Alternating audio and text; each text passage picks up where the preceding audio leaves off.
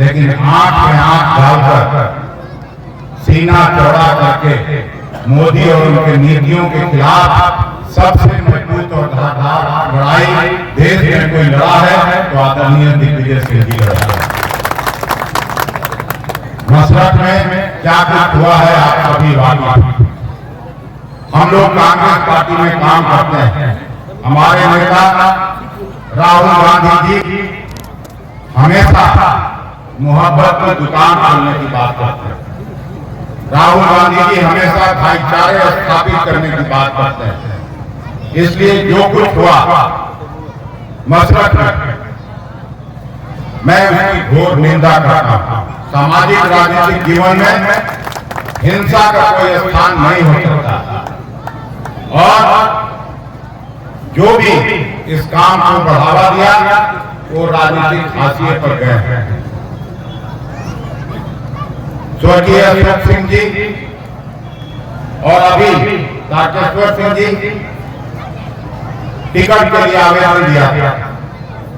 CEC में जब चर्चा होने लगी तब हम लोगों को पता चला कि उनको भी एक केस में फंसा के और जेल भेज दिया।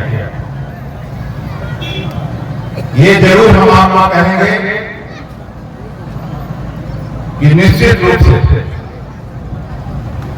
पीड़ित परिवार के साथ कांग्रेस खड़ी है और खड़ी रही। कांग्रेस पार्टी हमेशा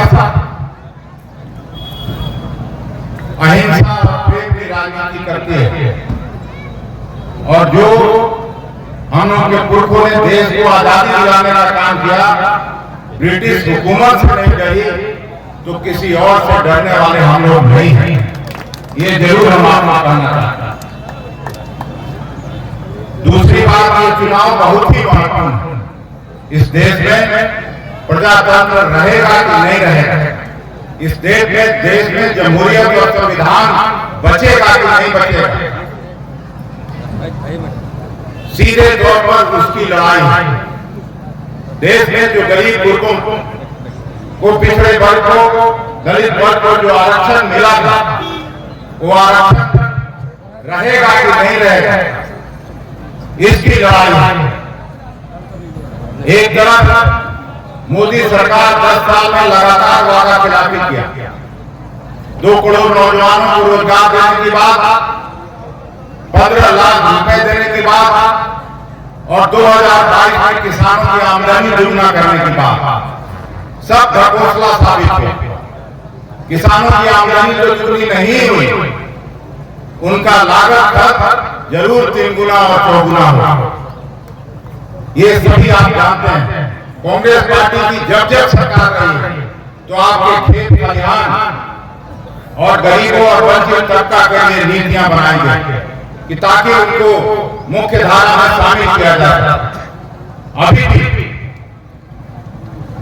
मोदी सरकार ने 10 साल के शासन में 16 लाख करोड़ रुपया 22 अरबपति और बिजनेस हाउसेस के लोगों का माफ करने का काम किया, लेकिन किसानों को ऋण माफ करने की पॉलिसी नहीं बनी। मैं भी मोतिहारी से सांसद था, मंत्री था। उस समय भी 72,000 करोड़ के लोन की माफी हुई थी जब मनमोहन सिंह जी इस देश में प्रधानमंत्री थे। और जहां कहीं भी विधानसभा में राहुल गांधी जी ये प्रॉमिस करते हैं कि हम किसानों का ऋण माफ करेंगे, चाहे वो मध्य प्रदेश हो, छत्तीसगढ़ हो, राजस्थान हो या कर्नाटक, सब जगह 4 सप्ताह के अंदर अंदर ऋण माफ करने का काम हुआ है। और अभी भी इनकी तरह नहीं कि बड़े लोग और बड़े बड़े बने जा रहे हैं। धनवान लोग को और धन होता जा रहा है और गरीब और वंचित तबका लगातार भूख और भूख के लिए तरस रहा। आज भी जो दलित समुदाय के व्यक्तियों में जाने का मौका मिलता है तो जानवरों से भी बदतर जिंदगी जीने को वो विवश है। जब तक उनको मुख्यधारा में नहीं लाया जाएगा तब तक आजादी का कोई मतलब नहीं है, सरकार में बने रहने का कोई मतलब नहीं है। लेकिन ये तभी हो सकता है जब राहुल गांधी जी ने जो कहा है और 4000 किलोमीटर लंबी दूरी तय करने के बाद उन्होंने महसूस किया कि इस देश में किसानों के साथ अन्याय हो रहा है, मजदूरों के साथ अन्याय हो रहा है, बेरोजगार नौजवानों के साथ अन्याय हो रहा है, महिलाओं के साथ अन्याय हो रहा है। तब जाके 5 न्याय की बात राहुल गांधी जी ने इस बात की है कि आप अगर 16 लाख करोड़ रुपया धनवान लोगों को माफ कर सकते हैं तो वेलफेयर स्टेट के परिकल्पना पर हम लोग का संविधान बना आजादी के बाद हम गरीब तबके को भी सीधे तौर पर एक गरीब महिला को हम सीधे 1 लाख रुपया देने का काम करेंगे। हम अप्रेंटिसशिप की तरफ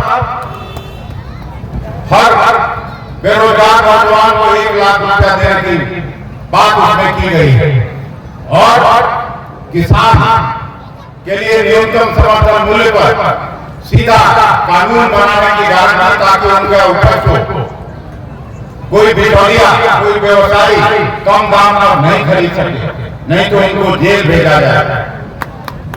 और तीसरी तरफ श्रमिक न्याय, चौथा न्याय है श्रमिक न्याय में जो लोग दिहाड़ी का काम करते हैं, मनरेगा जैसे स्कीम में काम करते हैं, उसको प्रतिदिन की मजदूरी बढ़ाकर 400 रुपये प्रतिदिन किया जाए और एक साझेदारी न्याय, जिसके जितनी हिस्सेदारी है, जिसकी जितनी संख्या, उसके अनुरूप कानून बना के, नीति बना के और उनको पढ़ाई लिखाई दवाई सब में हिस्सेदारी दी जाएगी। तो कांग्रेस पार्टी का एक तरफ इस तरह का न्याय, दूसरी तरफ मोदी जी, कोई भी प्रधानमंत्री होता वो अपनी उपलब्धियों की चर्चा करता, लेकिन क्योंकि कोई उपलब्धि नहीं हुआ, कोई काम हुआ नहीं देश में, तो सीधे तौर पर कभी पाकिस्तान, कभी जम्मू कश्मीर, कभी मंदिर मस्जिद, राम की पूजा हम लोग भी करते हैं। कौन नहीं करता है जो हिंदू धर्म में पैदा होता, लेकिन हम लोग राम के पुजारी, राम की तरफ व्यापारी नहीं है कि राम का नाम लेके वोट मांगा।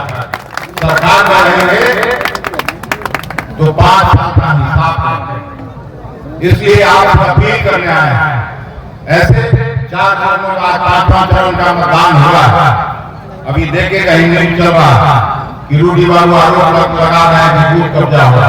आज तो बूथ कब्जा कर सकता है, गरीब लोग वोट देने जा रहे हैं, मतदान कर रहे हैं, महिलाएं जाकर मतदान कर रहे हैं।